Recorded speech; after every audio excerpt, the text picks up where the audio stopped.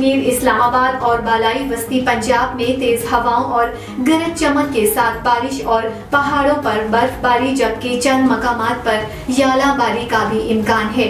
मुल्क के दीगर इलाकों में मौसम खुश्क रहेगा। गुज़श्ता 24 घंटों के दौरान मुल्क के बेशतर इलाकों में मौसम खुश्क, जबकि शुमाली इलाकों में सर्द रहा।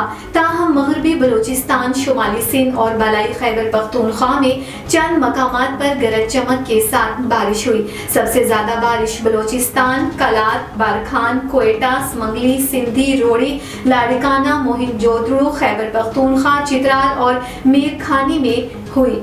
आज रिकॉर्ड किए गए कम से कम दर्जा हरारत लिया -3, स्कर्दू और बाबूसर में -1 डिग्री सेंटीग्रेड रिकॉर्ड किया गया।